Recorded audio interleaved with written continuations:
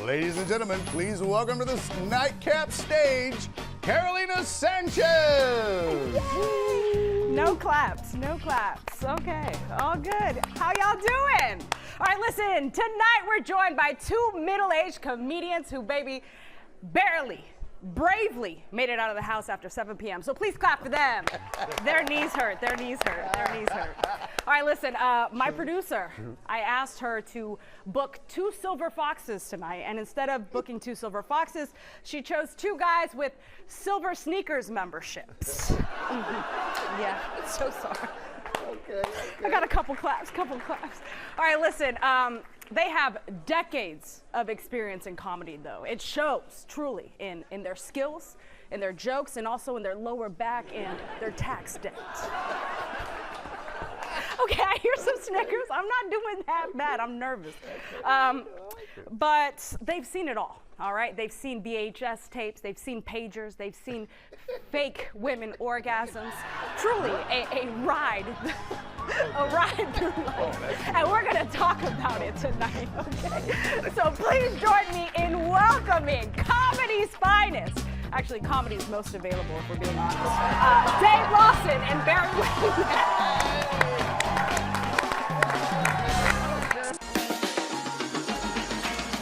Yeah, what's up for a nightcap? Chill, you know, kick back. Baby, that was all ChatGPT, okay? I can't take credit for that at all. I was nervous. All right, we got Barry Laminack and we got Dave Lawson in the building. Y'all been on the show many a times. We love y'all. Came up with this because I guess producer Anna was talking to you and another comedian. Yeah. And was like, we got to get y'all on just to sound off. And Right. honestly, the foundation of the Nightcap, especially in our early stages, having comedians on, because y'all are so quick. Y'all can talk about anything. Y'all can make it funny and make, topics that may be uncomfortable for people more approachable. Right. And so, like, we owe a debt of gratitude to comedians in Houston. So I love that we're having this conversation. So that was really f***ing difficult for me. Right. And I wasn't even performing. You did well. Thank y'all. You did well. Again, I didn't write them. That was all ChatGPT. Okay. Well, you know what? It's funny you say that because that's, to me, that's what scares me about the future of comedy is how many comics are going to go that route. Right. I never thought about that. Oh, dude, that's cheating. That's going to be the cheat code for a lot of comics that some of us older and old school comics are going to have to figure out is how many of these cats on stage are not writing their own stuff. They're getting ChatGPT to write their material because it's going to happen. Right, There's going to be ChatGPT comics out there that just. But they're already taking the online jokes that you see on Facebook, the memes, the and reels, stuff. the memes. Oh yeah. And then they'll come on stage that night and do it. But that's easy to find because the memes are out there and I know, but I'm talking posts about them. on that particular night. Oh. It's not like, I seen that there. If it's funny to them, they're gonna laugh, not knowing he's not the originator of that. Yeah. That comes from. You see what I'm saying? Yeah. It's a little harder to figure out though if ChatGPT is writing somebody's material because all you got to do is just go to it and say, hey, write me a joke for this particular topic or person. I said, give me an opener for 2 middle-aged comedians where I roast them, and that's what it came up with. Oh, so that was the little back problem that I'm really having. Yeah. ChatGPT was on point. Listen, it's scary how good it can be. It's good. Yeah. Okay, but let's talk about that real comedy that y'all grew up doing where you're not relying on AI. Right. How did y'all get into it? I'll let you go first, Bear. You're going to let the youngster go? Age before beauty. Oh, that would be me then. Yeah, that would be you. I'll go. You know what? I knew I wanted to be a comedian when I was 8 years old. I watched a special from Bill Cosby, pre-creepy. It was called Himself. And I saw that when I was 8. And I knew I was funny. I would always tell stories at the kitchen table and make my family laugh. I would go to school, tell stories. But when I saw Bill Cosby on stage sitting in a chair with a packed house making people laugh, I was like, oh, that's what that is. That's what I want to do. Right. And I had a friend who knew a comedian in town named John Westling, and he was like, go meet this dude named John Westling. He runs an open mic, and he'll help you get started. And I was like, I just always wanted to do it. And I didn't have anything else to do. Wow. And I always grew up thinking in Houston, you can't get into comedy in Houston. Boom. You have to go to LA Boom. or you have to go to New York. Nobody That's told me crazy. any different. That- I never listen. knew any different. That's so crazy because that was my like I started before 38, but I listened to Richard Pryor. You know, I used to back in my day, I'm a little older, used to have to have tapes. They had little tapes, cassette tapes, right? 8-track. And you could literally, you know, you go and listen to your little tape. Hang on, man. Anyway. And so I grew up listening to Richard Pryor, and I thought I could be funny. Then Eddie Murphy showed up with his couple of things he did on the scene. But growing up, I kept thinking, that's for LA or New York. If you're gonna do stand-up comedy, you gotta be in LA or New York. I live in Houston, I guess I won't be doing it, blah, blah, blah, blah. But then after Def Jam hit, then comedy started kind of stretching out. And next thing you know, we had comedy clubs here in Houston that I could go to. And because initially, without getting into all the stuff, the mainstream rooms back then almost had like a black quota. It was like, nah, we got 2 blacks doing comedy here already. We don't need it anymore. So it was hard to get into the mainstream room. So you would have to go to the Boo Nights clubs, you know, where it was really a club, but on Thursday night, we're doing comedy and we're booing like Apollo night. Yeah, oh, you think that was hard.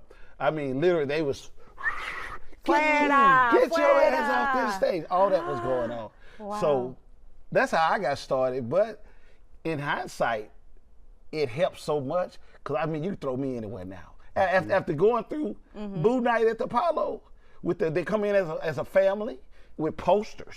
Boo, get his ass off stage. Boo. And that would be happening, man. Wow. Yes. Okay, yeah, you got thick skin quick. Oh yeah, exactly. So in hindsight, I'm glad it happened. Okay. I'm glad it happened. All right, coming up next, I let's probably discuss would've where you quit. guys think comedy, how it's evolved since you guys started, and you know what the scene is like here in Houston. All right, y'all stay right there. We'll be right back with our middle-aged comedians, these silver sneaker members. We'll be right back.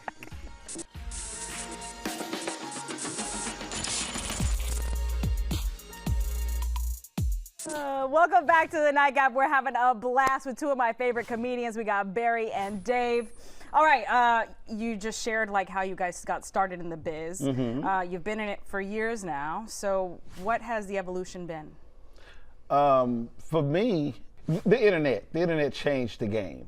Because like we were saying earlier, you thought you had to be in New York, LA, but then that's what they would tell you. Once you got good at a comedy club, they go, man, you have what it takes.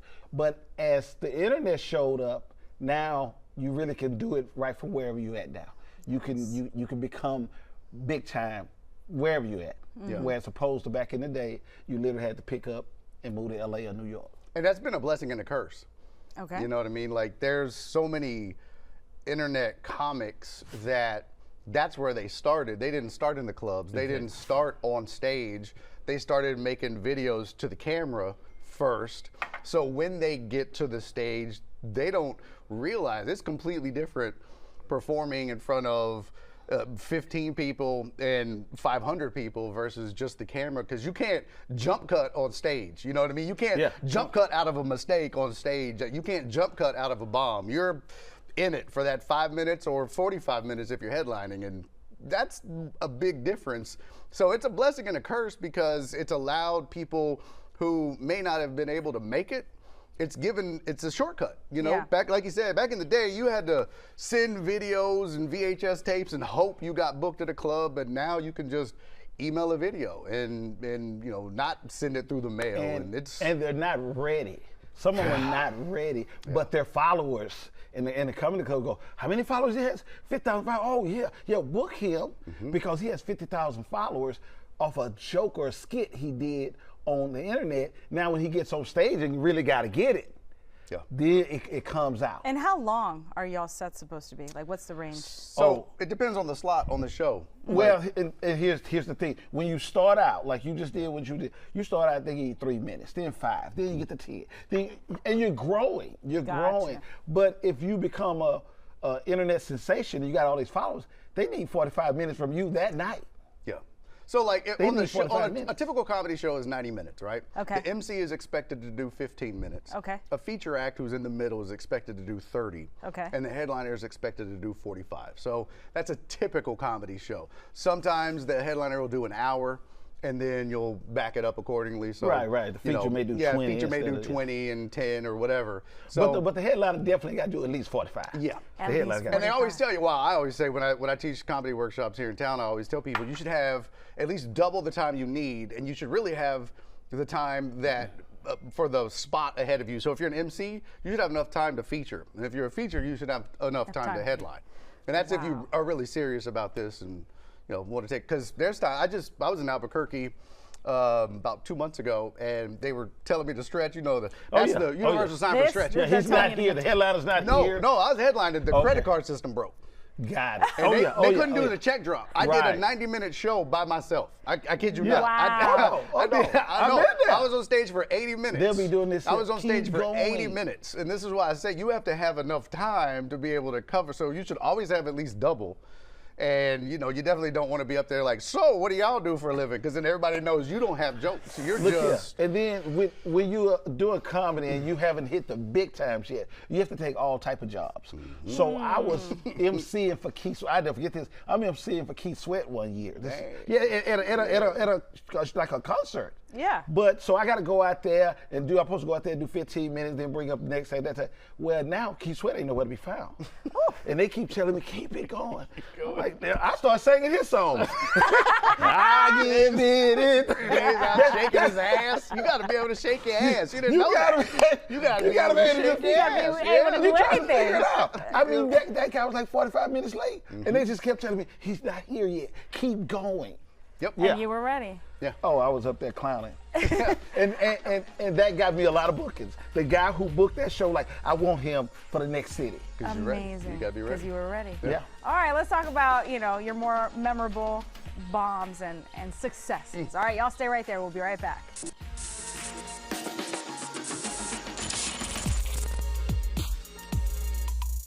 Welcome back to the Nightcap. We're laughing with Barry Lamneck and Dave Lawson. All right, we've learned about how you guys got started, what you guys think about comedy these days, but I really want to know about those moments where y'all truly bombed and thought about quitting the business altogether. Well, I was telling you the story, but I wasn't telling. Okay, I can tell you tonight that when I first got started, like I say, it was a boo night place. Yeah. You know what I'm saying? Like Apollo. Yes. Apollo night, Thursday nights. And so the first night I went, I got scared because they had booed 4 people in a row. I was like, I'm not doing this. But like, how quickly were they booing? Was it like two No, jokes in? they was really being They asses don't about play it. at those. Yeah. They not really giving you. A lot of people got booed, not rightfully so. Just they had on the wrong color shirt. Wrong color shirt. Wrong Okay. color shirt. I always tell white comics this, like because that's the thing, like as a comic, you have to be able to do any room, right? The black rooms, Hispanic rooms, white rooms, and people emo rooms. There are those rooms. And it sounds to say that, but there are those rooms. Yeah. You have to. So your joke, like people say, oh, this joke is finished. Really? Have you done it in a black room? Have you done it in a Hispanic room? Have you done it in like a edgy emo room? That's when it's finished. When that joke will work in all those rooms, that's when that joke is ready or finished. But I always tell white comics, you have to go on stage with confidence, because if you don't, black crowds know. Oh my Black goodness. crowds know. They smell it. They know. If you walk out timid or you're just a little scared, it they know. shows. So you were especially scared. at Apollo You were night. scared. Well, you know Dave. what? Here's what saved me when I went up is that the guy who was running it, he announced it, because like 4 people got booed in a row. Yeah. So he was like, listen, hey guys, at least listen to his first joke. At least let the first joke get out before y'all start the boo stuff. And they were like, all right, we're gonna give him one shot. We're gonna give him one shot. Oh no. And thank That God. pressure. Thank God, my man. first shot. And listen to the day, I can still remember my first joke. And because my whole thing was talk about what you know. And I grew up really poor. So like my first joke that I've ever done on stage, I walked up there and I was like talking, I said, hey man, we were so poor, and luckily the neighborhood was a poor neighborhood we was in. So I knew they would understand. I said, we were so poor when I grew up, every time rent was due, we moved. The room just fell out. They just fell out because that was a trend. Yeah. If I don't know if they had damn leases back then. All I know, we broke several.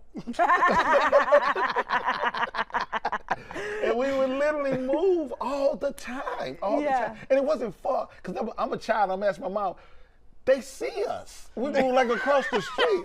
It's not like the landlord don't see us. That's hilarious. Okay, and so you got that one line out, and I then got the that next one line out. Everybody started laughing and falling out. And it was like, oh, I like this. I like this. And from that point on, everything was good. And then about five Thursdays in, now you smell it yourself. I think I'm the shit now, right? And a guy got up and booed me, right? Because I was trying to change jokes every Thursday. To me, I thought you had to come up with something new because it's the same people. I don't know the rules.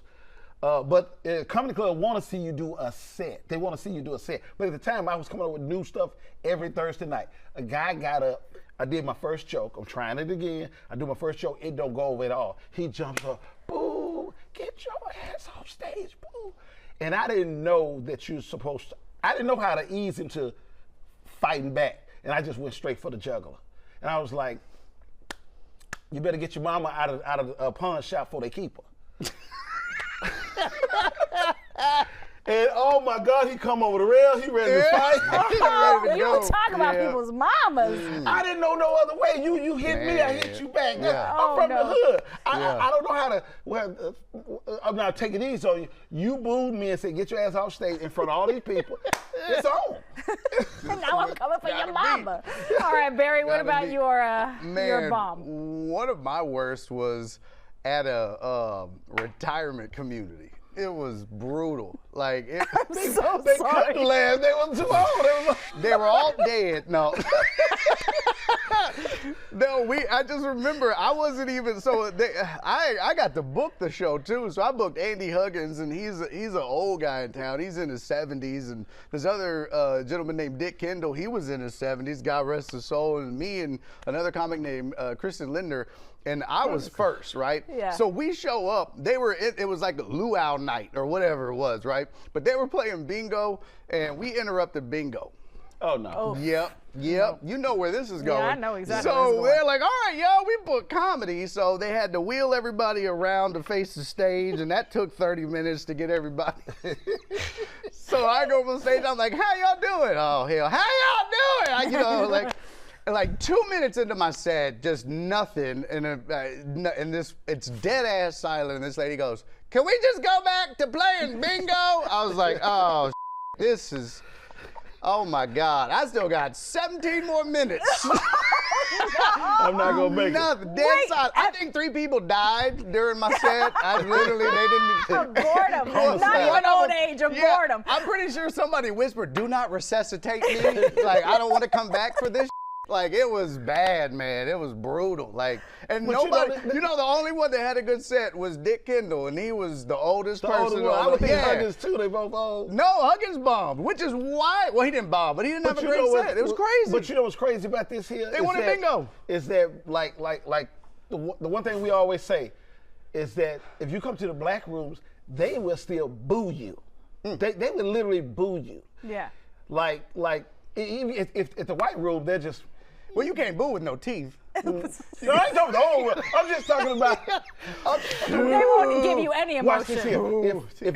If I go to the Improv this weekend and one of the white comics asks me to come perform, they won't boo me. Nope. They just won't. They just stare. They just stare at me. Stare at you. What's Stare worse? at you. What's worse? You know what? Man.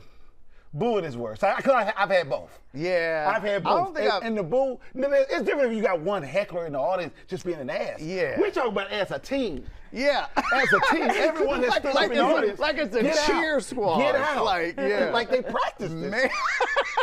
Synchronized booing. They got routines. Hey, you're off beat. You're off beat. Get in line. And you be walking down with your head Get your ass on out. All right, my producers tell me to get my ass out. Get to these commercials. You stay right there. We'll be right back.